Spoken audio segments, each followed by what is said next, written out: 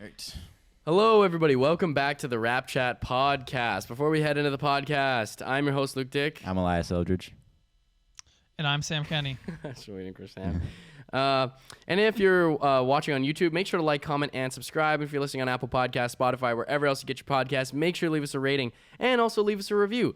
You can find us on Instagram, TikTok, and Twitter at RapChat Podcast, where we post new clips of the show every single week. What's going on, everybody? How's it going? How are you, Sam? It's been fun being a Raptors fan lately. Like, yeah, actually, man. it's positive. Fantastic. Like, we lost last night, but I just still feel just like happy about the Raptors. It's not that was a win in my podcasts head. We've had. That was a win in my head. It was, and even honestly, I was listening to the Suns announcers, and the Suns announcers even said they were like, "Man, the Suns stole this one from the Raptors based on technicalities, man. Like just based on I mean." I don't really ever like to say we win games based on technicalities because like we miss free throws that we shouldn't have missed, and we got a lot of opportunities and we missed, I don't really like to say technicalities, but at the end of the day, like that was a 50-50 game. Yeah, like if there was any game I've ever seen that's completely 50-50, it was this game. Yeah, and then if we had Scotty and Gary too, that would have been And that's an important thing I think we should talk about too. But I think that we can spend almost the whole podcast talking about this Suns and Raptors game because it was just there are so many important things that I'd like to talk about during this game, and I think that it's such a great stepping stone for better conversation about what we want to see out of the Raptors. You know what I'm saying? Like the true Raptors. Because that was them. That was the first time I really saw them against like in this new winning mold. Right. Yeah. Against a legit contender, and they're also healthy. Like a lot of the teams we played the Bucks without Giannis, right? Like the Spurs that weren't healthy, et cetera, et cetera. The Jazz not healthy. So it's the first time I really saw this team against a real championship contending roster. Yeah, and they really and they showed were healthy, out. man. They were out. healthy. Yeah, and like it was just such an entertaining game of basketball. But I guess we'll wait. So today's schedule for the podcast today is we're gonna go game recaps. We're recapping the Pelicans game, and we're recapping the Suns game with the Raptors, and then we're moving into Player of the Week. And then we are going to be moving on to top 10 centers. Right? And to be honest, who knows if we will get to that today? I'm not sure how much because time we have. I don't think that one would take as long as the other ones, to be honest. Because I feel like Sam and I might have pretty similar lists. It wasn't actually too hard to make that one. Yeah. So we'll see how much time we have. Yeah. Okay. So then, without further ado, I guess we'll hand the mic over to Sam, and Sam will be able to. All right. Educate us a little bit on this Pelicans game. Let's do it. Pelicans against the Raptors on Sunday night. Before we get into it, I'll say shout out to one of our subscribers, Heath. He's the only Pelicans fan I've ever met. Big Herb Jones fan, big Zion fan. He's the only Pelicans fan in the entire world. I feel for him. Yeah, so honestly. Congratulations. He might be. All right, into the game. Raptors without Gary Trent for this one. He was out with some ankle soreness, but he's got MRIs and everything, and it sounds like it's nothing serious. So that's good. So we start Kem in place of Gary, which I thought actually kind of was like not that you want Gary to be injured, but it made sense to start Kem, right, going against Jonas Valanciunas, who's had a great year. I thought, man, like. Once again, this super fun game. Like we talked about how fun the Phoenix game was. I thought this game was also super fun because the Pelicans try super hard, and the Raptors are also just rolling right now. And this one was close throughout. Like every single quarter, I'm looking here. Raptors win the first quarter by 1. They tie the second quarter. Raptors win the third quarter by 1, and then the fourth quarter by 2. Yeah. And the game by 4 overall. So close game throughout. We started out. Fred VanVleet, man, like. Starts out hot, like he played all 12 minutes of the first quarter and had 13 points, 3 threes. I think he hit his first 2 threes. Just an absurd game from him overall, but the start, man, like he's not cooling off like at all. And every game I go into it thinking, is this the game where Fred finally comes back to earth? And it just never is. No. And I think the Sunday night one was fresh off of his Player of the Week. Yeah. But yeah, great. Pascal also looked great to start. The first quarter, he looked good. But the second quarter, he was kind of leading that bench unit that he's been leading recently. And he had a beautiful play where he went end-to-end, couple behind the backs, and then finished the left around basically 4 Pelicans defenders. Mm-hmm. He looks so athletic right now. He's moving well. That sort of play is just kind of crazy for your center / point guard / power forward. I don't even know what position Pascal is anymore, or anyone on the Raptors for that matter.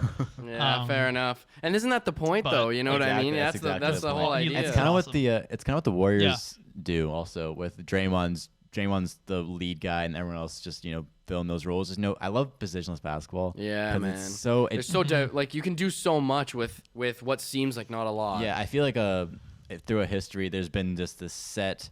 You're the point guard. You're the shooting guard. You're the small forward. You're the power forward. You're center. You're going to play the point guard role. You're going to play shooting guard. Like you put the guys in the best.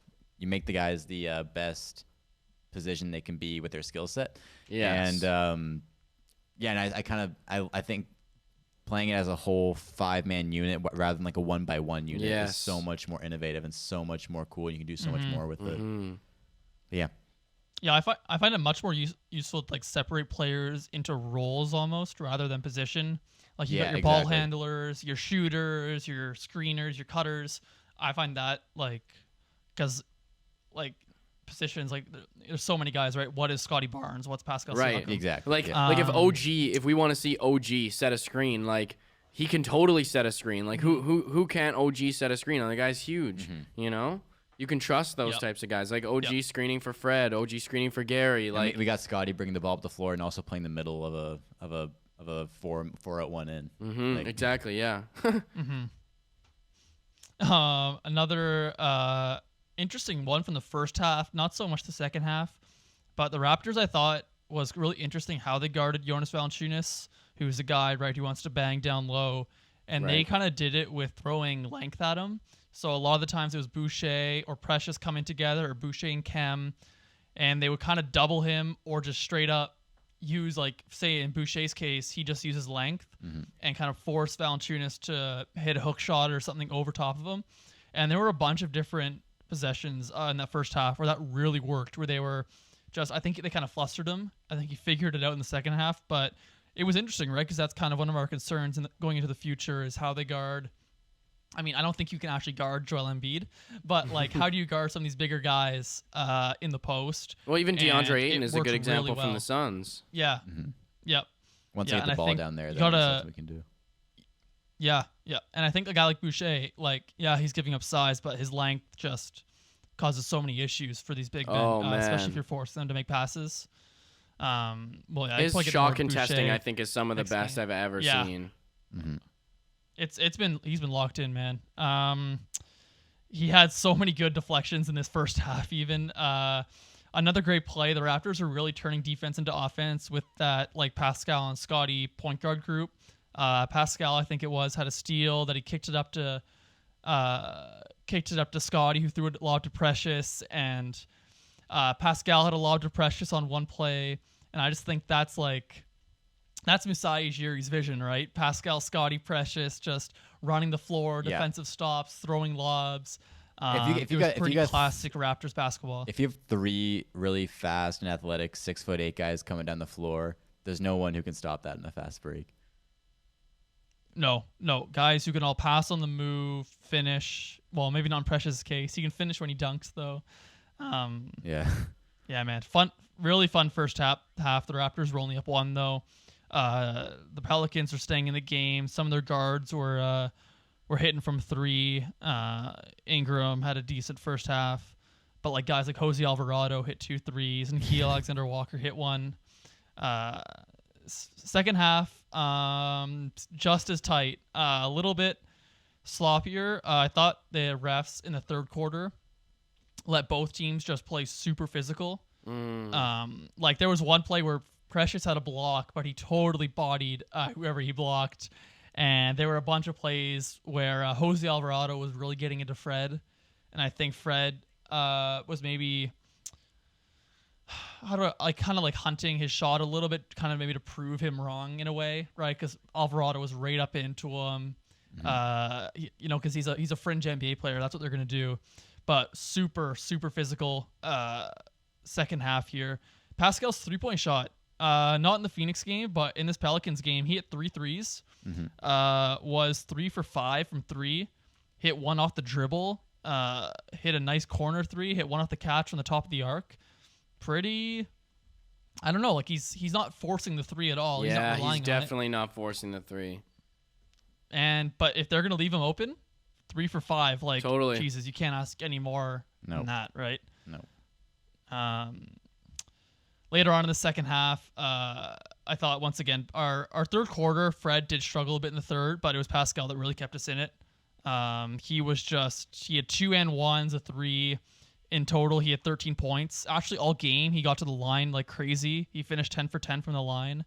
Was 6 for 6 in this third quarter. And he was really what kept us in it. Once again, him and like the hustling guys, right? Like Precious and Chris. Those guys have been so awesome for us lately. And if you're pairing those guys with when one of your, big 3, as in Pascal, Fred, and OG, if they're scoring and you're pairing the hustlers with them, you're getting good results. So physical totally. third quarter, but I liked how the Raptors like showed strength, right? They didn't let the physicality get to them. They played to it, right? They answered with physicality. And that third quarter, I believe we 1 by 1. So it's a great quarter. Fourth quarter, once again, another stressful fourth quarter, but in a fun way, because I didn't actually really feel like the Raptors were in doubt, I guess. Like, I always felt pretty confident.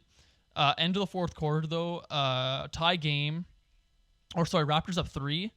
Fred VanVleet hit a pull-up 3 deep out of a timeout. Devontae Graham comes down, hits a 3 from the top of the arc. And then Herb Jones, who had a great defensive game against Pascal and OG. He hit a corner 3. Raptors are down 3. Raptors were on the 2-man game with Fred and Pascal. Once again, that's been our bread and butter down the stretch. Pascal, I think he had Nickeil Alexander-Walker on him, backed him down, kicked it out to Fred for a super deep, basically a logo 3, end of the clock, and he drained it. And Fred has been so hot.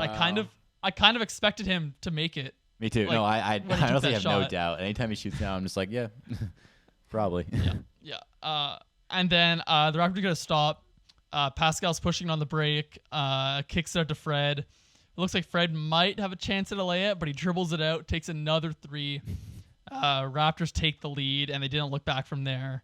I think most of our thoughts on this podcast. That pull-up 3 in transition was like the most savage thing I've ever seen in my life. Yeah, he could have easily taken that to the rim, but he took a step back. Oh yeah, no. Yeah, but like I remember at that moment, and I was like, dude, if you don't shoot this, like, I'm gonna be pissed off because we needed that. That's exactly what we needed, man. Making 2 in a row. Exactly, man. And just to get that opportunity. And okay, did that come off of a steal too? It was it. Yeah, it was a turnover. By New Orleans. It was a turn. Yeah. It was a turnover, and it was just like I saw him kind of penetrate the 3-point line, and then he's like, "Oh wait, I'm gonna just fucking shoot this. There's no one guarding me right now." So then he pulls it back, shoots it, and it's cash. Yeah, Fred in this one, 8 for 17 from 3. Like, that is absurd efficiency on that much volume. Like, that's something that you really only see guys like Curry do, and he's up there. Like, he's been way better than Curry from 3 lately. But yeah, Curry's been going through like 32 points for Fred. Yeah, it's been tough for him. Another interesting thing from this one, and we don't have to get too into this, but I think it's been obvious. Like, Scotty did show a lot of good stuff in this game, but at the same time, I think you could tell maybe the knee was maybe bothering him, which is why he sat out the Phoenix game. He looked a little bit tired, or just slow a little bit. I think with Scotty, it's this whole with everybody healthy, because he had a role before, a more defined role. Because OG was out for so long, I think now he's really trying to refine that role of his, because it's really up in the air. Like, I don't even know what his role is. Yeah. I mean, he's a facilitator. Because honestly, but we're a great team even without Scotty. I love Scotty, right? Without his scoring, I'll say without his scoring. I think with him on the court, we're a lot better. No, me too. Yeah. But I'm saying that we're still a good team without Scotty Barnes, right? I think his facilitativeness is a huge boost for us, and I think that is what his role is. But as far as Just like I don't think he knows when to shoot and when not to shoot at this point. It's true. Think it's kind of really, and he's. I think OG had that problem maybe like 2 weeks ago, to be honest. So maybe we'll see Scotty get back in the groove. Like OG Pelicans game, Suns game, completely different guy. Oh yeah, completely different. I want to talk a little bit about OG as well. Oh yeah, and I'm not worried at all about Scotty. Like I think he's gonna figure it out. But I do think it was a smart thing to do to close the game with him on the bench. Totally. It just gave you some more shooting. I think he had trouble when the Pelicans went to like a Valanciunas with Jackson Hayes, and that's a lot of size and a lot of length down low. And for a guy who's not as polished yet, it's hard to like maneuver. But I think it was good to give him a rest game. I think. Coming back from COVID with the role change, and then you got to remember, this guy was a bench player at college where they play around 30-ish games. I think some of it's probably just fatigue, while also getting used to maybe this new role or what this new role is. Nothing else big from this one, like some big stats. Fred finishes with wrong game. Fred finishes with 32, with 8 3-pointers made. Mm-hmm. Pascal has 29, 10, and 7, 8 for 18 from the fields. And that was the scoring. Like, I mean, everyone else pitched in. Like, Scotty had 7, Kem had 6, Chris had 6, Precious had 6, and Svi had 7. Svi had a good first stint. His second stint was pretty awful. But once again, Ruthless. Pascal and the decline of Svi Mihailuk, man. Oh my God. He's been declining. He has been, and it's really sad. Champagne's gonna take that role. He is, man. I can tell. Soon. Yeah, and you know what? I heard a lot of great things about Justin for so long. It's just, he never really saw minutes, man. There's so many guys who get the opportunity to play over him. I mean, he's on a 2-way contract still too. Like a lot of those guys don't even really get minutes. Yeah, so, exactly. I don't think he's going to be on a 2-way much longer. I think we'll probably sign him to a full contract. Like a 2-year maybe, or 1 year? Probably a 2-year with a non-guarantee or something. Yeah, something like that. Yeah, I don't know. But Justin has been just doing everything we need, man, recently. He had, I think it was the Phoenix game. He had just 6 rebounds, and like most of them were offensive. Yeah, and only in like, what was it, 10 minutes or something, or 10 or 10 minutes. He had 5 rebounds, 5 total rebounds, and 5 they're all offensive rebounds. Yeah, that's so great, dude. In 10 minutes. Woo! I'm so excited to talk about the Suns game. Man. We need stuff. We need energy like that, and it's the guy trying to prove himself too, right? Yeah, totally. Like I feel like I started the season. Boucher thought he proved himself fully, so he was being really relaxed. There wasn't much energy coming out of the guys. And now everybody, Nick Nurse is switching up minutes. So everybody's like, oh my God, I gotta prove myself. I gotta get those minutes. So now everybody's playing with more fire under their ass. Mm-hmm. It's nice. Mm-hmm. Totally. Sam, is there? Why don't we get in? Do you want Let's to get into that Phoenix game then? All righty. Okay. Yeah. So I had the Phoenix game, and I mean, like, I don't want to talk about this game for an extremely long time, but I do think that this game is a very important game in terms of just the way that it almost feels like it's been leading up to us playing like this. It felt like a playoff game. Absolutely, and I was very weary heading into this game because I know, like we just talked about. We've played so many unhealthy teams as a healthy squad, and it's hard to gauge how good we actually are. You know what I mean? Because we know we're good. We know we've all got great pieces and threats on the floor, but, it's tough to really, until you get that actual real test, right? Like, one of the biggest disappointments was playing the Bucks without Giannis. It's like, well, this isn't even the Bucks now. Like, you took away the entire thing that makes the Bucks, right? So this Suns game, a full healthy squad on the Suns, and it was very entertaining. This game was so fun to watch. I was on the edge of my seat for the entire third and fourth quarter. It was unbelievable. I think this is one of the best games I've ever seen in terms of a basketball or NBA game I've ever watched in my entire life, even though we've lost. Too. It was like, we'll get into it. We'll talk about it. So starting lineup, we have OG, Utah, Pascal, Kem, and Fred. So I don't know. I wanted to kind of gauge your guys' thoughts on what you thought about Utah starting the game because, we did talk about this briefly in the group chat, and the reason why Utah started, we believe, was because we needed the length and the defense because the Suns team, they're most likely probably gonna win that jump ball, right? Mm-hmm. And we needed to contest shots, right? We needed to be able to get out on guys like Jay Crowder. Like for example, he was the guy who hit the first shot of the game, right? He hit the first three of the game. So we needed guys who could get out on guys like Devin Booker. Don't let them get hot, right? Contest their shots. So I was wondering what you guys maybe thought because there's a lot of guys who could fit it. Who could have fit into that role. I think in retrospect, it's easy to say it was a bad decision because he didn't play well. But I think at the time, like you just said, I think it was the right choice because we just need that length, right? And I mean, you're not going to start Malachi because he's too small with Fred. Yeah. The only other option was Svi, really. Well, Chris. That's Chris too. But he's I thought Chris was gonna start. Right, but the thing is then who do we have coming off the bench though, right? Because if you think about it, it's like if we start Chris, I think also starting Chris. I think starting Utah because he's been a solid 3-point shooter lately. I think Gary's usually our shooter, right?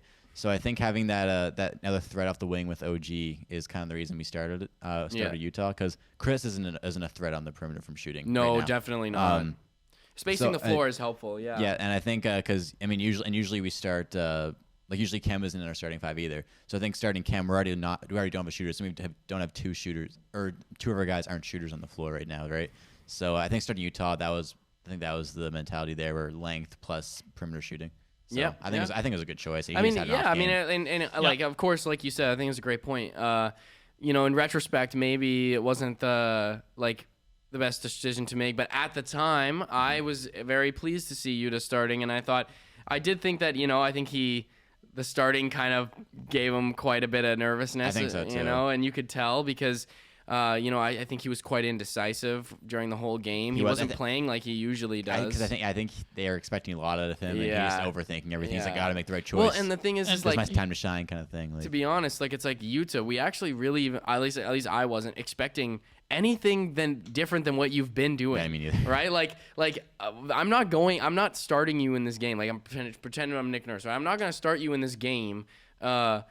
Because I want you to be Gary Trent Jr. You know what I mean? I'm not going to start you in this game because I want you to, you're the next face of the franchise. I want to start you in this game because I think that you've got, length, defense, you're disciplined on the floor. You just fit the mold that we need. Yeah, and he doesn't tend to make a lot of mistakes, right? Mm-hmm. This is the first game I feel like I can say about Utah that I feel like I saw him make some genuine mistakes, right? Yeah. And that's all right. That's all right. And I think he's a much better player than what was presented, in that Suns game. Mm-hmm. He also hasn't played in 2 weeks. Yeah. Right, from health and safety protocols. So tough situation to go into. Totally. I actually forgot about that, Sam. Good point. So yeah, we got the first quarter. We did steal the ball in the first play, but then we ended up turning it over. I thought the Suns' defense was great to start. Our defense, I don't think it was as good as the Suns, but it was still there. The Suns' perimeter defense is lethal. Yeah, it is lethal. Yeah, totally. Man. It's crazy to watch, to be honest. Even Devin Booker looks crazy with that defensive scheme they do. Dude, he's a good defensive player. Bro, can I say something about Devin Booker real quick? No. Yeah, we'll cut it out. Yeah. This is whatever you say, we're gonna cut that. As a Devin Booker fan, this is what separates Devin Booker to me from. This is what separates Devin Booker slightly from Donovan Mitchell. Sorry, Sam. Sorry. Oh, you laughed so because you're delayed just a slight bit, so you just as a Devin Booker fan. It's just so silent. You just sounded devilish. You're as a Devin Booker fan. It was so quiet. All right, restart. Okay, sorry, Sam. Go right from the beginning. Thoughts, yeah. As a Devin Booker fan, this is what separates him from, to me, the other shooting guards like Donovan Mitchell's, Zach LaVine's, is that ability to just lock up. And he had he locked OG up a bunch of possessions, did well on Pascal. That's what I think separates him from the rest of the NBA shooting guards. Because for me, right, Donovan Mitchell to me is. But do you think Devin Booker? But Donovan Mitchell to me is a negative. And do you think if they switched roles, they'd be the same? Do you think if Donovan went to Phoenix and Devin Booker went to Utah, that Donovan would still be worse defender how he is now? Yeah. Oh yeah, because Booker's way stronger and taller, and then I just read screens well. Like I think Donovan Mitchell's one of the 15 worst probably perimeter defenders in the league that get actual minutes. Like he really struggles on that end. But yeah, it just as a Devin Booker fan, like as a Raptors fan, I was like, damn man, like stop locking OG up and locking Pascal up. But as a Devin Booker fan, I was kind of proud. Okay, well, moving on. We had a lot of great defensive plays, some great steals. I think we were good in the fast break. I think we had a couple great fast break plays, and we actually forced the Suns into a timeout at 7 minutes. So that was great. I mean, the scoring differential wasn't super wide, but it was just were against the Suns 7-point lead. Like it felt huge to me. I was like, we're up 7 against the Suns in the first now? quarter, and they're going to take a timeout in that at minute 7. So that was great. I just have to mention this. Man, it is so sad to not see any fans in the building. Every time they stream, they have this like wide camera shot of the entire arena, and there's just like nobody in there. And every time like I just think of that, I just get sad because I'm like, man, there are Raptors fans just wanting to bang down that door. Fred's been on this hot streak with no fans. Yeah, man. Like, oh man, it's just, and especially a game like the Suns game is so important for us. If we would have fans in the building, man, it just would have been a totally different vibe. Still too many fans for Devin Booker, though. Apparently. What's that? Still too many fans for Devin Booker. Yeah. Shout out the Raptor. Shout out our mascot. But yeah, so. That was disappointing. I mean, I'm sure we're going to see fans in there hopefully by the end of the month, maybe sometime in February. Hopefully. I'm really hoping so. Even just, more than there is now. There's no zero. one. Yeah, and it's just, yeah. Except for Masai sitting up in the bleachers just by himself. So, yeah, we forced another timeout. Caused them to use another timeout in the first quarter. At the end of the first quarter, they were definitely flustered. Pascal had do you guys remember that Pascal? I think he got like a block maybe, and then he gets the ball, takes it all the way to the under, and gets this super super nice fast break layup where somebody was just about to block him, and it just in time sort of kind of went in the rim, and I just thought it was great athleticism by Pascal.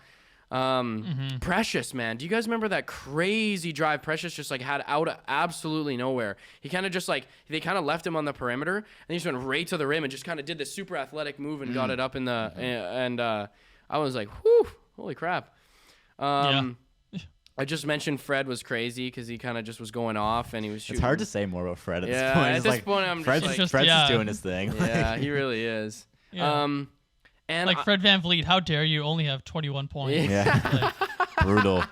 Only 40% from 3 this game. God. Especially because you know that every team that's going to play the Raptors is scouting for Fred, right? Like, they know he is the man, right? Yeah. But that's the thing is, okay, sure, lock Fred up. What did Pascal scored? What, 26 points in this 22 game? Points. 22 points. Yeah. OG had 25. Exactly, and OG had 25 points. So like, look at that. Like, where the team. We talk about this, all the time. But where we might seem like we lack in some areas, we can absolutely make up for it.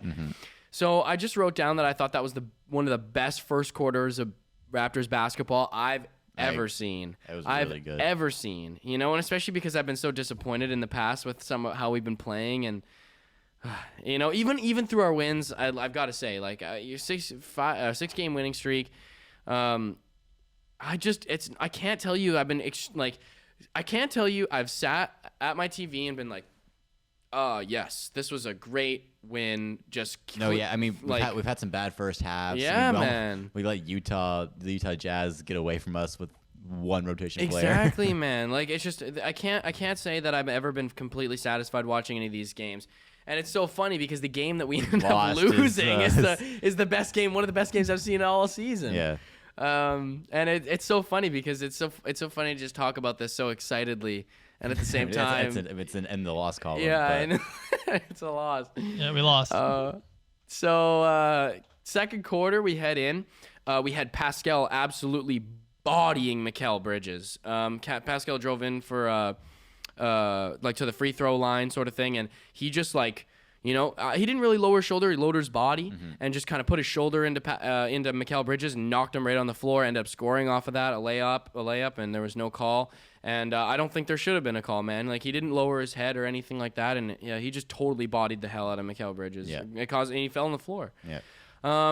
I wrote down that rebounding, man. Rebounding was insane. Oh, the offensive rebounding was, and defensive rebounding, to be honest. Yeah. We were dominating the boards. I wrote down that Jay Crowder's so funny, man. Like, this guy will hit like shots like perfectly and then just like brick like four. He's a real hit or miss guy on offense. He's such a streaky shooter, man. Like, he'll hit 4 in a row and then he'll miss 5 in a row, and then they're absolute bricks, or they're air balls or something. Yeah. I'm like, dude, and he never what? hits the most open ones. Yeah. They're always like him fading, and even the first shot of the game was weird. Like, it looked weird. Yeah, on the offensive rebounding, the Raptors had 22 boards this game. Yeah, I was gonna wait to talk about the offensive rebounds because I just want, because I think we can have a whole conversation about offensive rebounding. Based off of this game. Sure.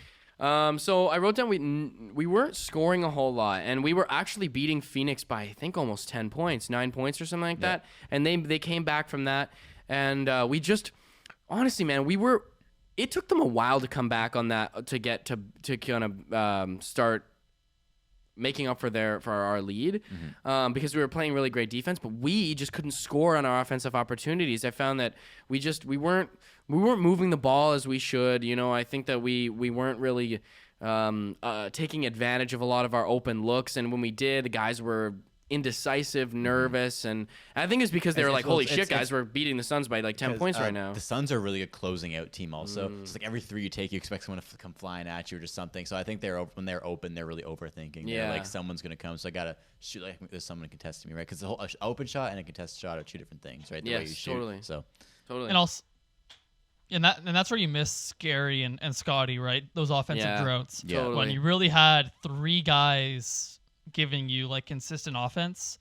And like, just like, it would be nice to have Gary's spacing or Gary's ability to hit like a tough shot at the end of the clock, or Scotty's passing. I think that's where it showed, like, some of those bench units, where the Raptors just, I mean, the guys at the bench tried so hard and brought you so much, but obviously there's offensive limitations there. Yeah, totally. There was like no spacing this game.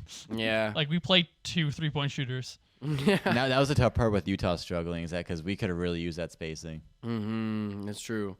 So I also wrote down we were doing a great job of drawing fouls. We were really getting in there on offense and causing them to overplay us. And Devin Booker, man, that guy was fouling us so hard, man. Like, he was getting frustrated because we were just beating him every time.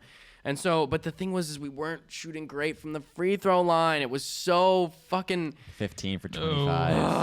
I was so upset. I was like, come on, guys. Like, you're drawing all these fouls, which is so great, but we cannot be missing these free throws, not man. 10. We can't miss 10 in one game. No, man. That would have changed the game. We would have won that game if we would have hit all those free throws, Even man. if we hit 2 more, the whole fouling thing at the end wouldn't have happened. And like, let's be real. Everything. We are a great free throw shooting team.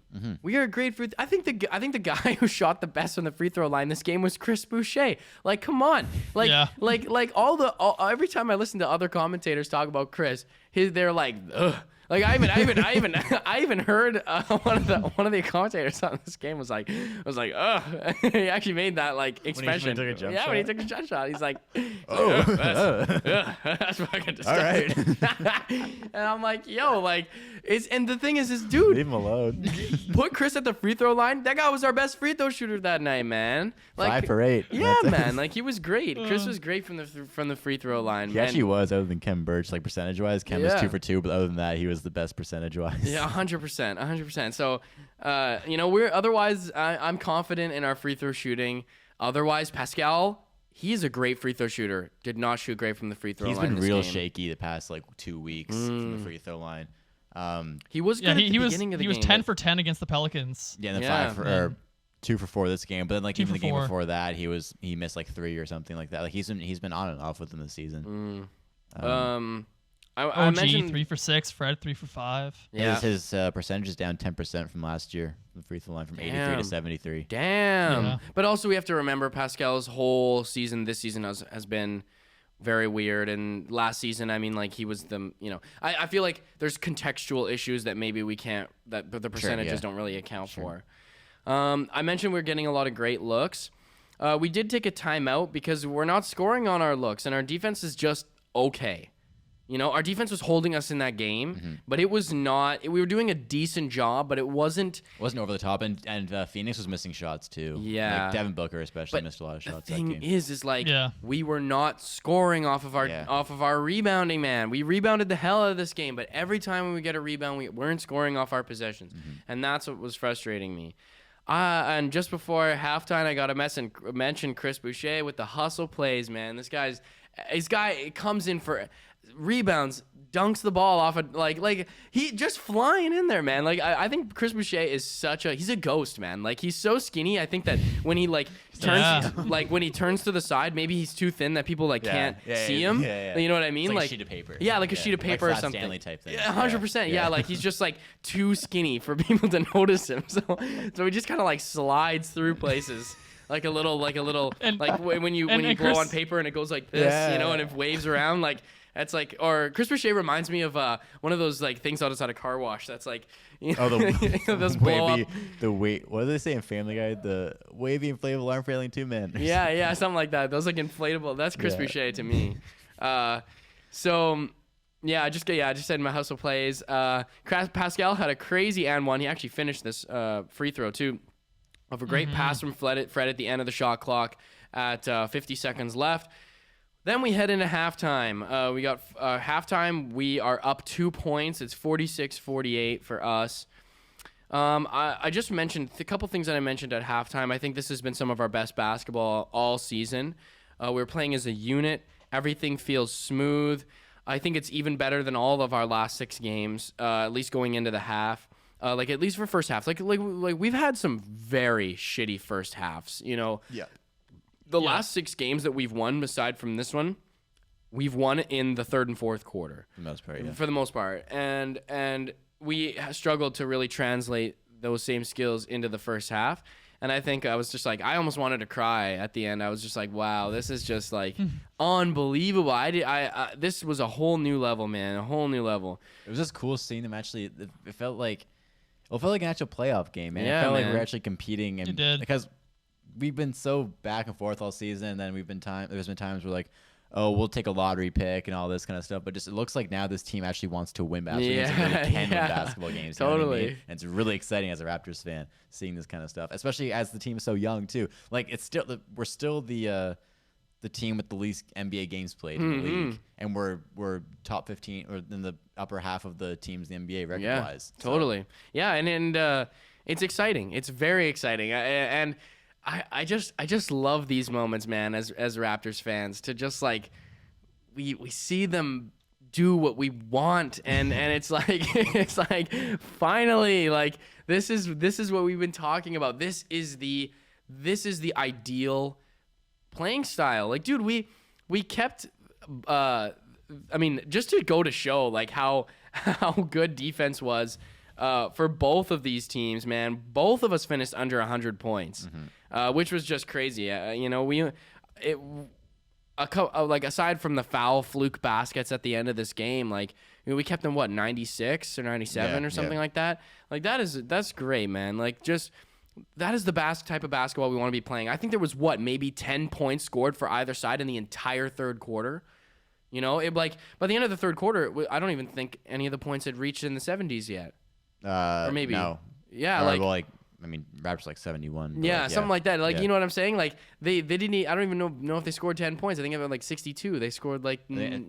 23, but it was a really quiet, and it was a really just a defensive, defensive third quarter. And every single basket in the third quarter was intense because the defense was just so good for both teams that every time somebody scored, you were like, oh my God. This was one of those games. This is the first time I've ever watched a basketball game and thought to myself, even though there's literally 4 points of a differential, I don't know if either team can win this. That felt like a lot. Yeah, 4 points felt like 30 points. Like it was just like, man, I'm not like that's a dramatic effect. But you're working for every single bucket, so it's like, okay, we got to work for 2 buckets to tie this game. Here. That's a lot right now. And especially because it takes like 2 minutes to score. Yeah. Right? Like I truly have never seen a basketball game like this in my entire life. It was unbelievable.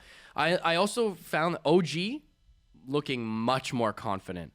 I found OG's ripping to the basket. He's making those OG moves that I think we even saw flashes of last season. Like I think him and Scotty are having the tough time figuring each other out right now. I think that's where the issue is because I think Scotty didn't play, so OG's like, okay, I know my role right now. But I think when Scotty plays, I think those two have a tough time figuring out who should have the ball more, this kind of thing. Because right now OG's our third scorer in the starting lineup, and like he's not arguing or he's not trying to figure out who's more of a scorer between those two because OG obviously is, but who should have the ball in their hands more. And when Scotty's in the game, he's not gonna have the ball in his hands a lot, right? Because that's how the Raptors play. And then that pushes OG to the fourth guy with the ball in his hands, right? So I think that whole dynamic between those two is something that has to be figured out, and that's kind of where they're struggling. It's true. I mean, I feel like. Oh, sorry. With OG, though, I was happy that he. Like there were times where the ball stuck a bit with him, but he was actually like driving to the rim off of his isos. He had a couple nice pull-up threes, but he was taking Ayton right to the rim. He had 2 like spectacular finishes that weren't like power finishes, but like just grace off the dribble. It was really important too because Pascal got in foul trouble and they needed someone to run the offense through. And OG took that role. It didn't look pretty at some points, but he did. Like you couldn't ask him to do much more. I think OG has so much in his bag offensively, but just doesn't know when and where to use it all. You know what I mean? Like, I think he can do almost everything offensively. But it's just like, okay, when do I drive? When do I shoot? When do I post up? All this stuff. And see, the thing is, too, is now, like, we also have to remember, like, we are playing this, like, new type of positionless basketball. So I think Nick Nurse is still trying to figure it out, too. You know what I mean? Like, this is a total new innovation in the way of playing this game. Yeah. So, and again, this lineup has not played together very long still, right? So it's going to be kinks, and it'll get figured out. Not worried about any of them. But it was great to see OG being much more confident, much more decisive. You know, he was just ripping to the basket. He was pulling up for those shots. He was taking those threes. Actually, there was a couple times where he's dribbling a little too much. He was at the top of the 3-point line, kind of just standing there dribbling. Dude, shoot the ball. Like, he's leaving you open. He's not respecting your shot, and you've hit, like, a couple threes. Like, shoot the ball. I think there was one where I think it was Ayton leaving him open, and then that may be the same thing you're talking about. But he was dribbling, then he shot. Yes, and he made it. He made it. But I was like, man, you guys do that right away. I know. I was like, you could have shot that like 5 seconds ago, but that's all right. That's what I'm saying. Where I think just he doesn't know when and what. Like, he doesn't know when to shoot. He's like, should I take him to the basket? Should I pass? Should I like try to dribble drive pass or like, you know what I mean? Let it happen, like, man. Yeah. Just let it happen. And if like it's like, dude. Like, you're on this basketball team to be a threat. Be a threat. Like, go score. Like, you know what I mean? Be confident in yourself. We have Scotty to pass the ball. We have Fred to pass the ball. Like, you don't need to be a great passer. Like, just go in there and body some kids, man. Like, go and score, man.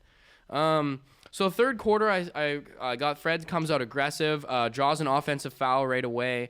I think we came out a bit nervous because we were up, and I think we kind of set in like, holy crap, like we're actually doing really good playing the Suns team, and they're like, one of the best. They've like, think about it, okay? Like, the Suns have had this same roster for how long now, or relatively the same roster? Well, since the start of the last like 2 years now. Exactly, like going on 2-3 years right now. They've got this roster, so like, it's they're gelling, right? They're really gelling, and they made it to the NBA. Finals. It was the first time in the playoffs in 10 years and got to the finals. Exactly. Like, they grew exponentially. 100%. And for us to come out and, with all the changes we've had as a team, to be playing like a team that's been to the NBA finals and to have almost beat them in an extremely competitive, one of the Phoenix most was fighting, man. Yeah. They did not. They were so. They didn't come in saying, "Oh, it's the Raptors," because we've been on a tear lately, right? Yeah. So they weren't taking it easy. They had their foot on the gas all game too. It's true. And we were sticking with them all game. Yeah, so much so that Devin Booker got mad for one fan, one of the fans, one mascot in the back. Like, come on. Yeah, because like, come on, dude. Like, you're used to a giant stadium now, like, man. What come are you doing? And did you? And you see, like, his teammates were all like picking on him after too. Like, it was kind of funny. Like, I know. Oh, imagine just shooting the free throw and you just see like this red like little dinosaurs jumping around. What was the big inflatable one that just kept going by the screen, the bottom of the screen? I was like, that was weird. That was actually kind of weird. Did you see its face, dude? It had this massive overbite and everything. I didn't even notice that. I gotta look at it. It's super weird. I can understand. I can understand being angry at like the big inflatable thing because that was weird. Well, I mean that wasn't. The mascot that was on the side too. That wasn't really distracting them, but. I mean, it was the mascot does that all the time anyway. Yeah, man. Just with no fans, I guess it stands out. But it's like it's one fan. Like, come on, bro. Like, come on. So yeah, I didn't know we were coming out a bit nervous. Fred was shooting like he hit that bank three. Yeah, and of course he did. I was watching and that was like halfway through the quarter. And I was watching the of course I ended up watching the other stream, the stream of not the Raptors commentators, and they were just like, we've heard this, and it's true. There are some shots that Fred VanVleet makes, and you're just like, He's like, what the what? hell, man? like, okay, you know what I mean? Like, what? That's literally my reaction. Like when he shot that, I was like, it's a tough shot. Then he mentioned, I was like, okay. Do you remember I can't remember what game it was in the NBA Finals where Fred hit that like super clutch bank three? Oh yeah, dude, that was I remember that so well. That was one of those moments where it was like, bruh, like there is no answer for this man. That was an and one too. They didn't call it. Oh yeah, that was a foul on that play. So I wrote just defense was just so insane. So first play, Justin Champagnie is subbed into this game, forces a guy out of bounds. We get the ball.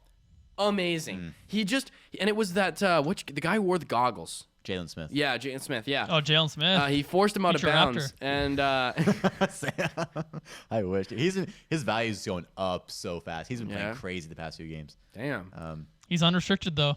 He is now. A little side note. Yeah. So Jalen Smith. I don't know how much you know about him, Luke, but he was. I don't really know anything about him. He was the 10th overall pick 2 seasons ago.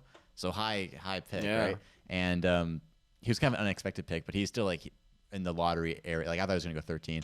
So the Suns pick him, and they don't play him until like the past few weeks. So at the start of the season, they lifted their rights to him.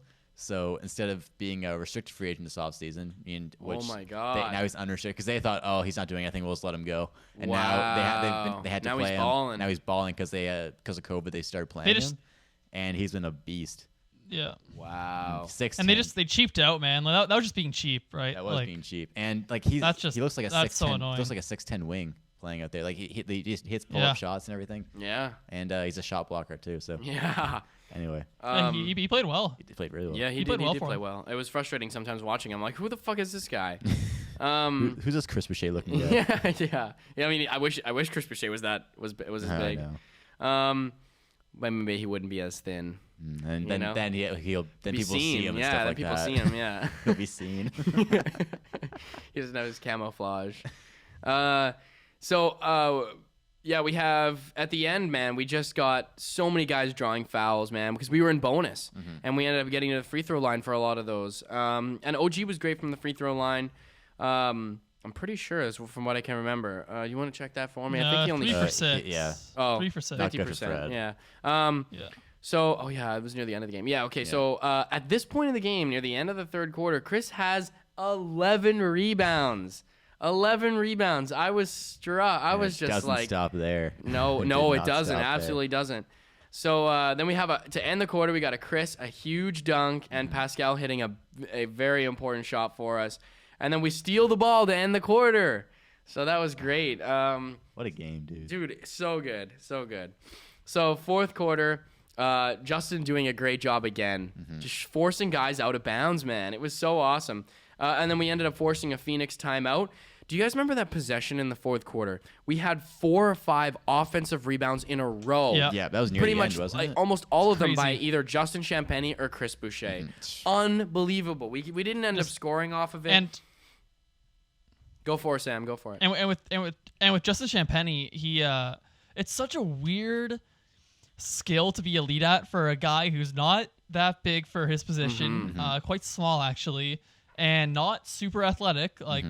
Isn't exploding and grabbing these rebounds. He just like finds little like pockets and times his jumps just right. Well, I mean, it's just such a interesting knack to have. Well, if you think about a guy like Dennis Rodman. That's what I was going to say. I was saying that's like a crazy comparison, but like it's the same thing as Dennis Rodman. He wasn't an athletic guy. He was 6'7". Yeah, he wasn't super tall. He was having 0.20 rebound type games. Exactly, you know what I mean? Exactly. And he has a nose to the ball. Well, and of course, like we don't want to ever say that. We're not comparing him to Dennis Rodman. Dennis Rodman was the greatest rebounder of pretty much all time. He's a Hall of Famer. But at the end of the day, Dennis Rodman's only 6'7". It's the same type of thing where like just Sam said that he's not athletic. He's not he can't jump at the gym. He's 6'7". So it's the same thing where Dennis Rodman has a nose to the ball, man. It's the want too. You know what I mean? It's how bad you want it. And then even those big guys, they get a little comfortable sometimes. Like, okay, I'm the tallest guy, so I'll get the rebound. But when you get guys like Champagnie who wants to fight for the ball, that really takes them off their feet. The big guys. So. Oh, absolutely.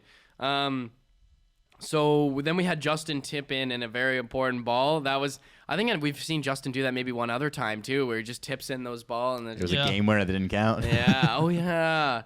So then Justin with a crazy steal on Chris Paul. That was Chris Paul was trying to cross him up, and Justin just steals that ball. That is an undrafted two-way player stealing a ball from a Hall of Famer. Believable. I was at that moment, I didn't even know what to say, man. I was like, holy crap. I mean, if he hasn't proved himself to be a rotation player by now, I don't know what like. I mean, he's better than Svi. Oh yeah. I'd like ask me right now. Oh my God, yeah. Justin Champagnie or Svi Mihailovic on the court? Oh, Justin Champagnie every single time. Every single time. And I've been a Svi supporter this season. You've been out of all three of us, you've been the guy who advocated the most for Svi. Yeah. And again, I'm still not anti-Svi. You know what? I love Svi. You're dead. You're dead. I'm killing you now. I'm gonna leave the podcast. Yeah, that's it. I'm done. Yeah, that's it. No, I'm still I still up, have hope for Svi at this point, but also not as a Raptor. But on Detroit. But no, Champagnie over Svi, hands down. No contest. Yeah, I love especially Champagnie. as of recent. Yeah, it's J.C. Penney, baby. Just needs that jumper to. He just needs that jumper to come around. Yeah, and I mean, he's a lock for the rotation. Honestly, like I don't even expect that from this. He's an undrafted rookie, right? I'll take what I can get. And if I'm getting 5 offensive rebounds a game from him, no cap. That's all I need. Crazy. So then we had Chris drawing a foul right after, which is just hustle plays, man. Hustle plays. I love it. So then Justin misses the three. Then throws it off DeAndre Ayton to get us the ball back. Oh my God, yeah. That man, it's just like he came in. He played 10 minutes, and you could see his presence all 10 minutes. Yes, dude. He was not like you see a lot of the times these guys come in, they just sit in the corner, and you forget they're on the floor. Right? His impact was so strong, so noticeable, and it's so crucial to this game. Absolutely, and without having anything run for him, without even really dribbling the ball. Just he's not part of the offense. Instinct. He's not part of a set offense. Awesome. And defense. He is there to be a fifth guy in the court. Yeah. You know what I mean? Supposedly, that's why he's in to be he's not gonna be a scoring option.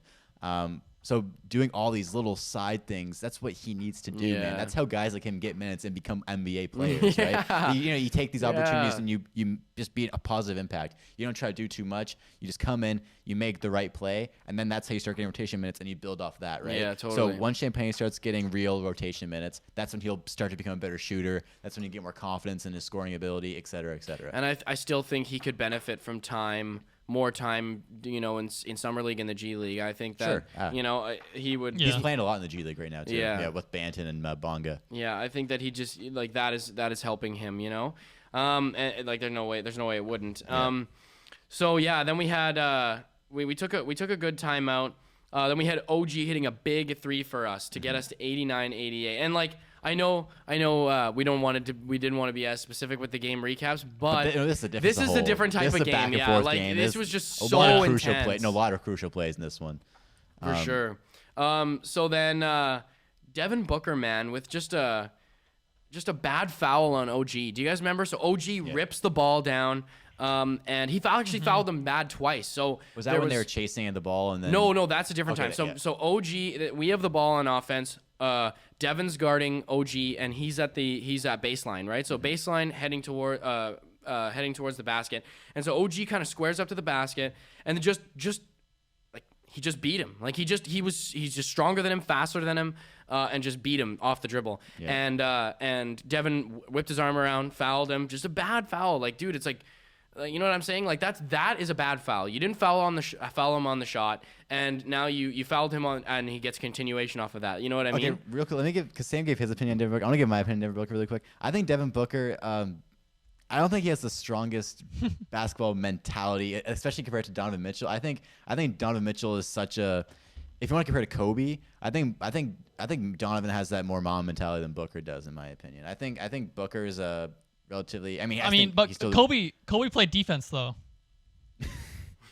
Is Booker that good of a defender in your opinion? I don't think he's that good. Oh, wait. No, it's assist. I think it's assist. I think Mitchell it's got embarrassed by. I think if Donovan Mitchell was in Devin Booker's shoes right now, Donovan Mitchell would look a lot better on defense. I think it's a Phoenix Suns thing, and you're playing with Chris Paul too. But he had some great defensive possessions against the Raptors. I've never seen Donovan Mitchell consistently guard and keep guys in front of him. Anyway, and he gets. It's not even. And part of it's not. And part of it's not his fault, right? Because he's just way smaller. But we should have this debate sometime. But we can get. Well, we should have talked about it on the shooting guard episode. Well, yeah, we did because Devin Booker won still. Like I still think Devin Booker is better than Donovan Mitchell all around. Yeah, so we couldn't debate it. Yeah. Anyway, continue. Well, yes, and then there was another bad foul by Devin Booker when OG stole the ball.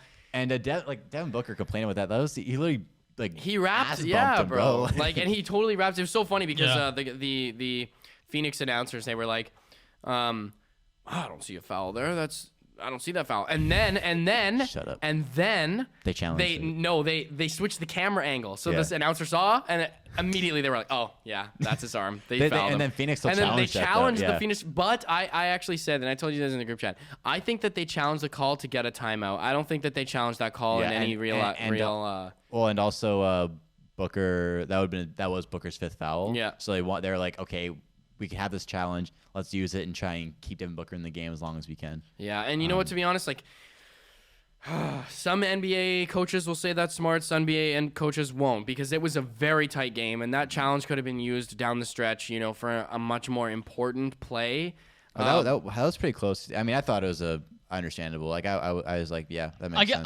Well, I mean, in terms of strategically, I guess they felt that they were. It was at a minute 41. Yeah, I guess they felt they were taking a timeout. Yeah, fair enough. But the thing is of how close this game was, and then, right? Then they lost the timeout because of it. So. Exactly, right? So it's. I trust Monty Williams though. I think he's an amazing coach. So. Yeah. We had Devin Booker with that bad foul. We had Chris having a blocking Chris Paul to go down the stretch.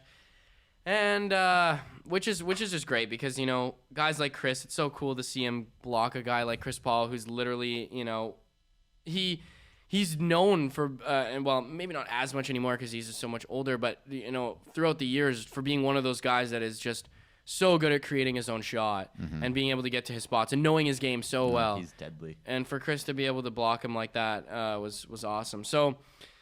Damn, very winnable game, lost to cheese. And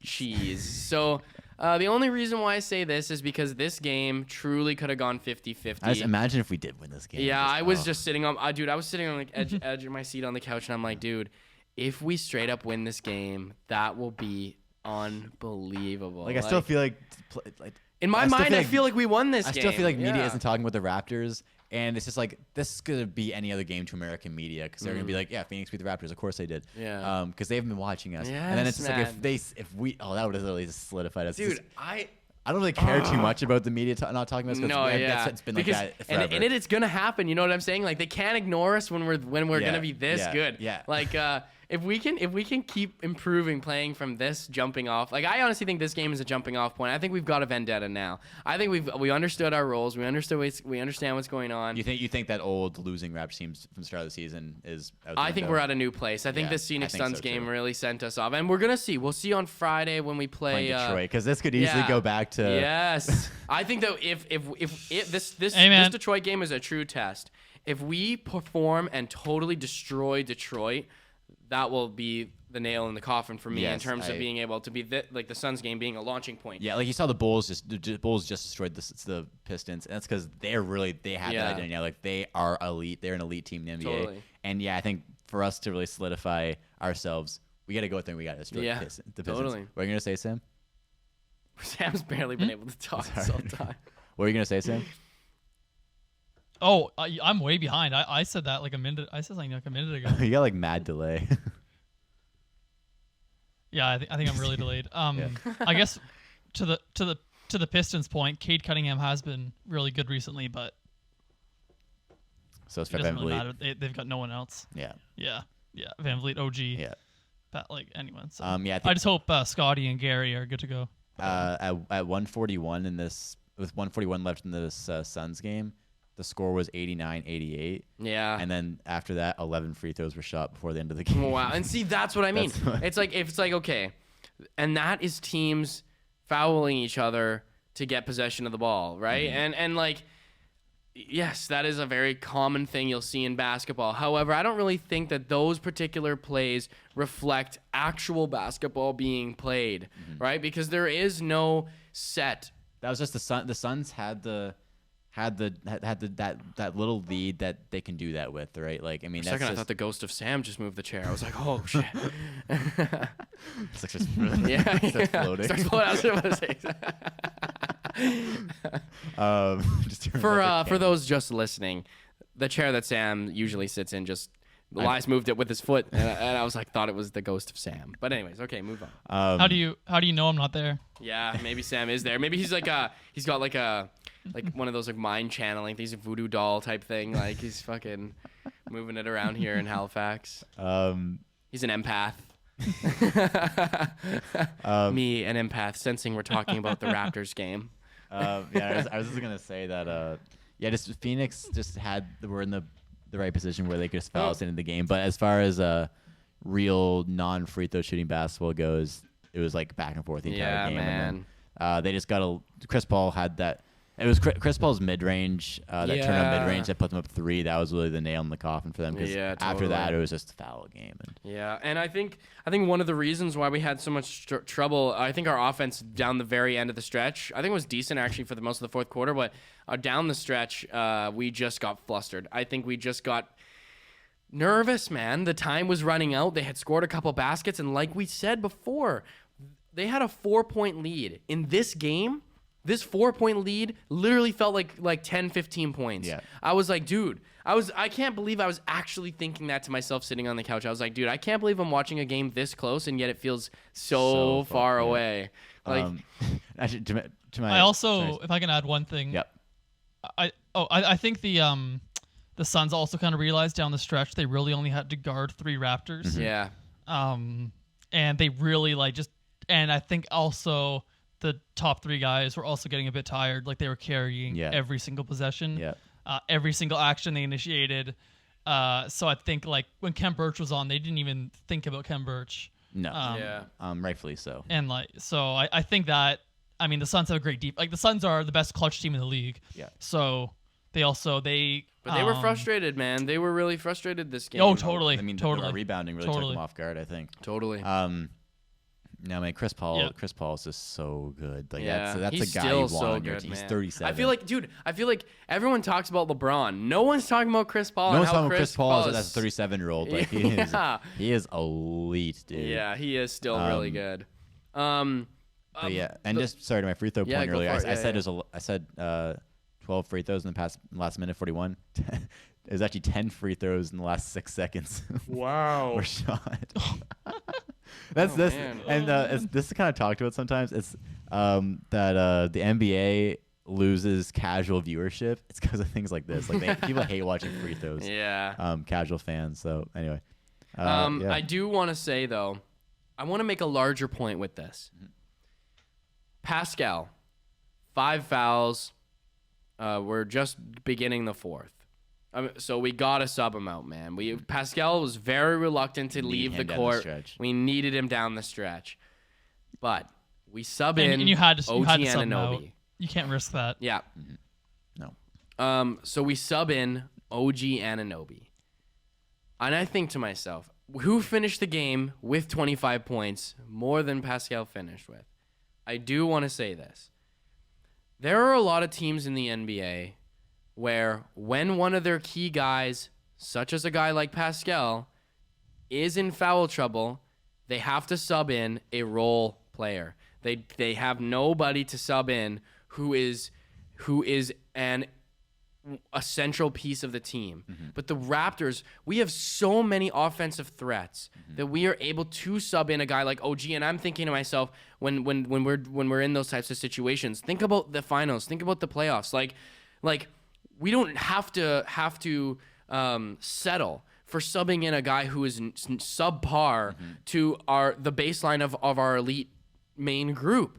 You know, we can sub in a guy like OG and still think to ourselves like, oh, like we're cool, we're all right. Yeah. Pascal for OG, great substitution, right? Like that is as good as it could possibly get when you get down in those types of situations. I think with our roster, man, I'm really excited now thinking about this. Is this that so we start the game with our 5 best players, and all 5 of them, Scotty's still back and forth. He's a rookie. Including Utah.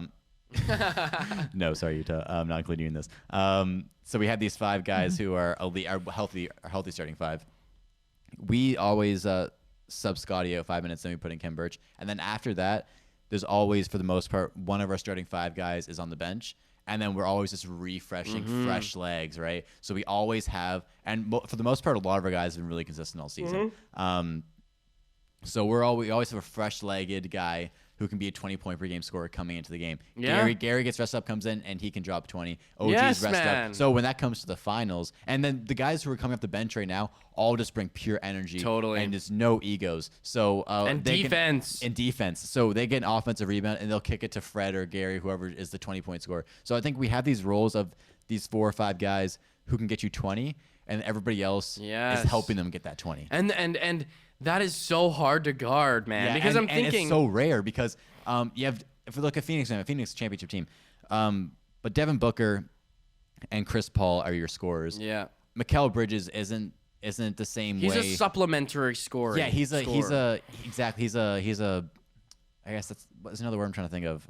But he's an addition. He's like he's not like we've seen Gary go get 20 by himself as just, you know, like he's not a scorer. He's not an offensive player like Gary. He's not an offensive player like Gary is, where you can just let him take the ball and go score for you. Like Mikel's like a catch and shooter for the most part, and like Jay Crowder, same thing. They don't have guys who can come in and give you a consistent 20 points per game, and that's just super rare. And I think this lineup we have was with no egos, where we have 5 guys at the top who are going to get you our buckets, and the other 5 guys are just going to give you energy and help those guys get their buckets to win the game. Totally, absolutely, yeah, I couldn't agree more. It's interesting because I'm also thinking at that same moment when we sub Pascal off for OG, we're missing Scotty. And we're missing Gary. Like, you could have made a completely different substitution at that time. I mean, like, you would want the guys who are on the floor to stay on the floor. But, you know what I mean? Like down the road, that's not completely unrealistic to say, hey, you know what, we're at this situation. Why don't we just change the whole lineup right now? You know what I'm saying? Like, Nick Nurse, if there's any coach to do that in the NBA, it's Nick Nurse, right? Yeah. He'll say, okay, second free throw or free throw attempt for the other team. We're close here, but why don't we just throw a wrench? Because how that's going to confuse the opposite. Exactly. It's going to throw a wrench into what the opposing team thinks we're going to do, right? We are inherently I think the Raptors are probably the most unorthodox team in the NBA. Yeah. You know what I mean? Just because we are so different, like in terms of everything that we do. No matter who, whether it's who we draft, you know, whether it's how we get our guys like Fred, you know, Justin, like Pascal, like it's how we develop people. Like our whole system is different, and that's why the Raptors are my favorite team, because it's like we operate totally differently than any other team in this league.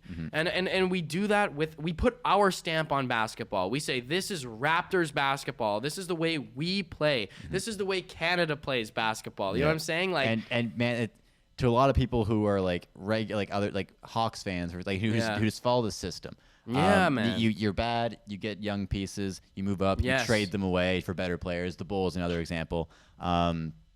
We do things so unorthodoxly.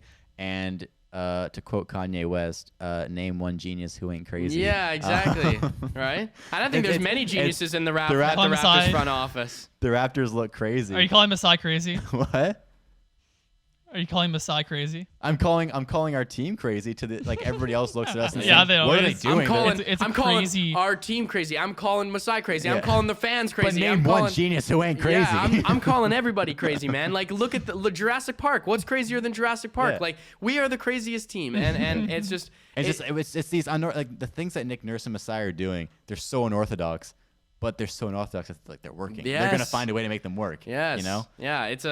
It's a brand new way to play the game, and I feel so lucky to be a Raptors fan, if I got to be honest. I feel very lucky to be a fan, and I think that, just looking at all of our jerseys and the banner and stuff, I think, if there's any time we're going to start making another playoff run, it's within these next couple of years, and, like, you know what I mean? Even the time that we've got Scotty, right? Like, Scotty's, like, when I think of Scotty, I also think, because we talk sometimes about maybe Scotty leaving, but not in any serious way. But he's so good, we don't want him. Yeah, we're just sitting in the back of our heads like, what if he requests a trade? It could happen.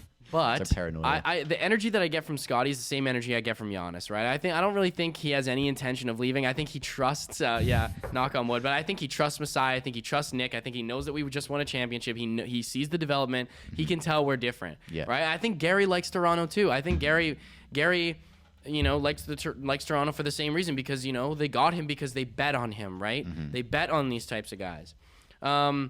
So yeah, that's pretty much all I really. One more thing that I just saw, just for context, for people who maybe didn't watch this game had 15 ties and 10 lead changes. Wow.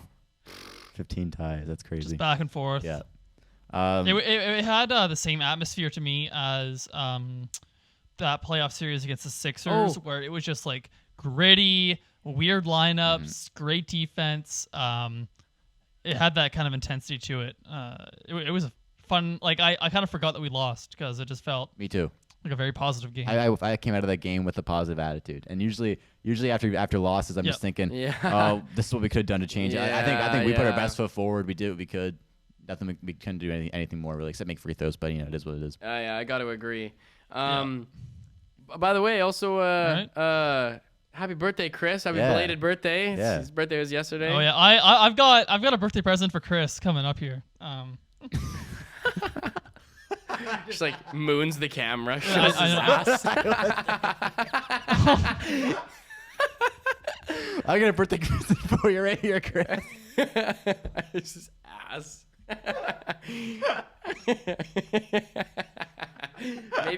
Maybe a month ago that would have been a good birthday present for Chris, or 2 months ago. This picture, Sam. Man. Well, I got a gift for you, Chris. Sam, you phrased that in the weirdest possible way. Just you're the unbuckling. You can hear the buckle. We're like, Sam, what? Hey Sam, wait, what are you doing? Get a I'm getting Chris's present, guys. Oh my god. Oh my god. So hope you enjoy your present, Chris. Well, let me clarify then. I mean, if we want to move on. I think I have the same gift for him. Okay. But you go ahead.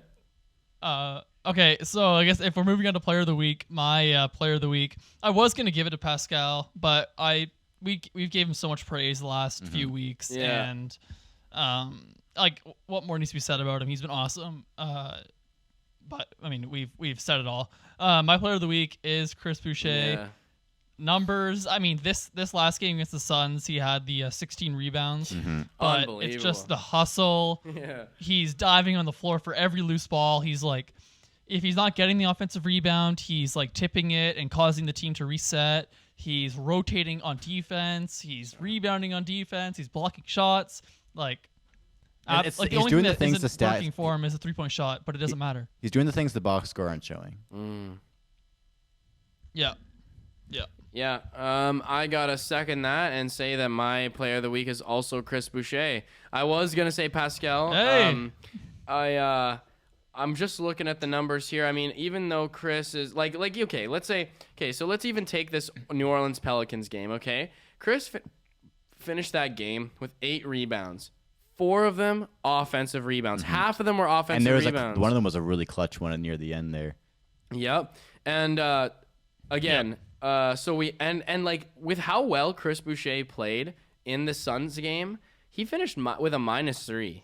Yeah, it's so not reflective of how he actually played. No, plus minus is a real not telling. And this, I find in plus minuses a lot of podcasters too. They try to use plus minus to sound like a stat head, sound like they look real deep into it. They're like, oh, he's so bad, he's a minus whatever, and it's like this doesn't matter. Yeah, exactly. I think sometimes it matters if it's stats only work. Go ahead. I love stats, but you have to. I love using stats, but you have to pair them with what you're seeing on the court. Yeah, right? exactly. And, so because Fred VanVleet wasn't a -9. No, and I was going to make the example of Lonzo Ball. I think last time I saw he was leading the league in plus minus, and that reflects what he actually does because he brings so much positive impact to that Bulls team, offensively and defensively. But then you see Fred was not a -9 in this game. It's just things like that. But then, we move on to the Suns game, and we've got 16 rebounds by Chris. 9 of them offensive rebounds. That's crazy. Which is just unbelievable, man. That has to be a career high. Oh, man. I'm sure. It's, I guess I don't really know because Chris, I wasn't watching the Raptors stream, so I didn't get a chance to hear what Matt and Jack had to say, because I'm sure they would have said something. But he had he tied a career high from last year. He had a 9 rebound game, offensive rebound game last year. Wow, so crazy and such a good game. Yeah, Chris was just on his birthday. Yeah, he played 37 minutes.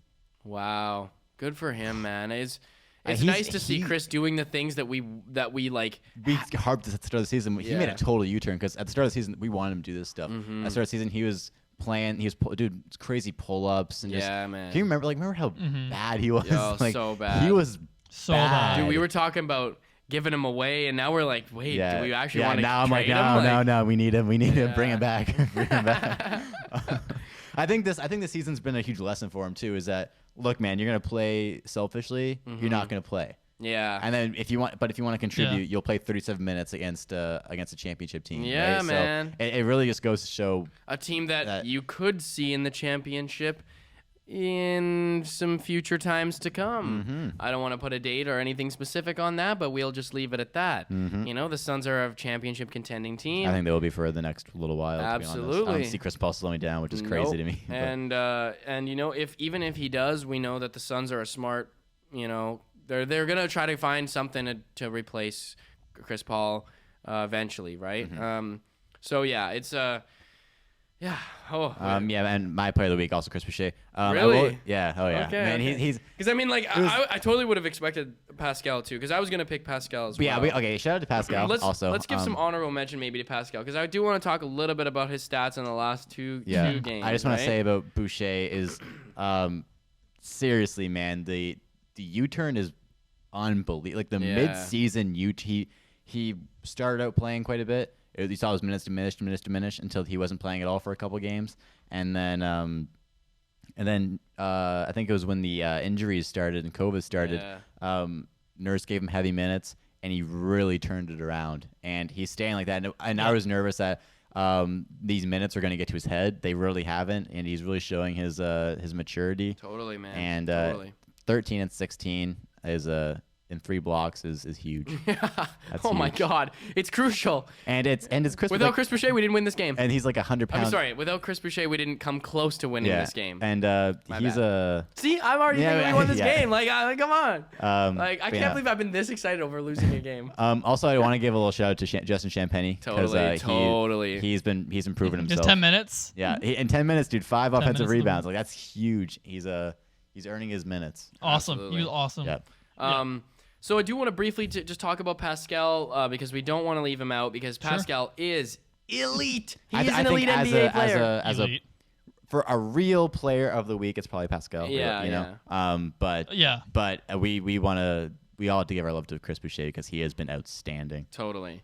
So let's talk just briefly. I want to mention. So in the Pelicans game, Pascal finished that game with 29 points.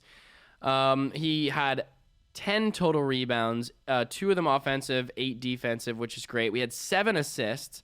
Field goal percentage, he shot 44% from the field. And from 3, he was 60%. 60% from 3 that game. So that's just great. He's 3 for 5, which is awesome. And so the next game, we have Pascal. That's amazing for him. Yeah, very amazing.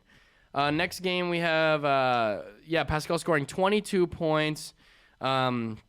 He had 3 steals, 7 assists, 7 rebounds, all of them defensive, which were very important rebounds for us to get.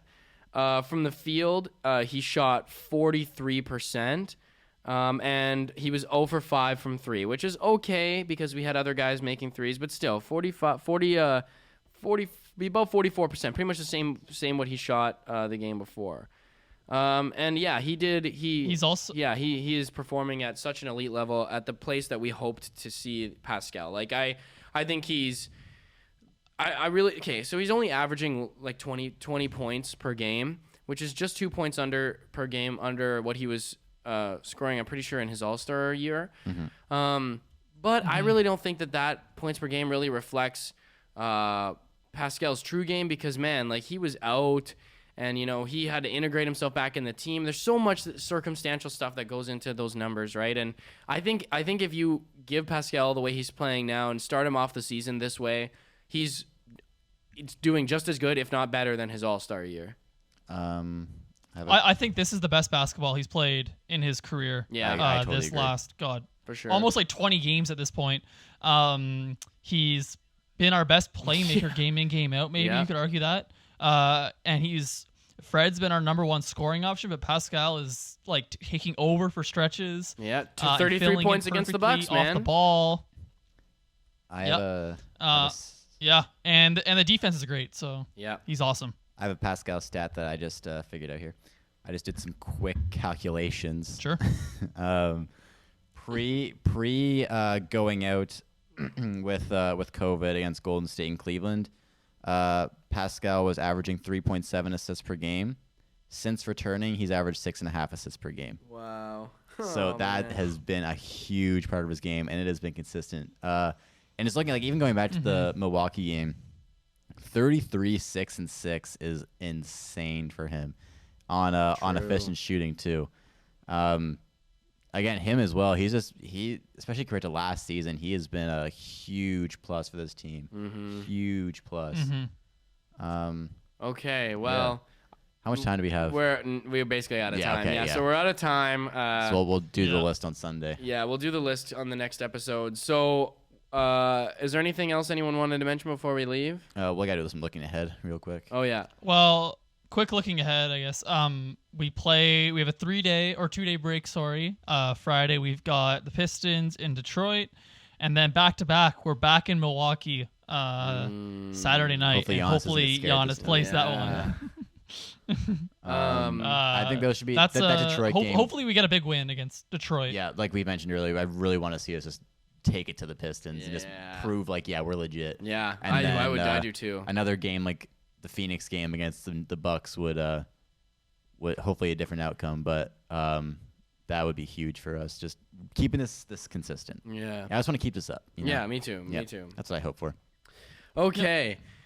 Well, thank you everybody for listening to the show today. Before we head out of the show, if you're watching on YouTube, make sure to like, make sure to comment, and also to subscribe.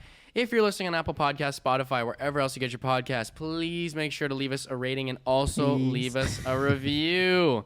That helps us out so much. Sure does. You can find us on Instagram, TikTok, and Twitter at RapChat Podcast, where we post new clips of the show every week. Peace out. I'm your host, Luke Dick. I'm Elias Eldridge. And I'm Sam Kenny. ... And I'm Sam Kenny. All right, peace out. We'll see you guys next week. Peace. Peace. See ya.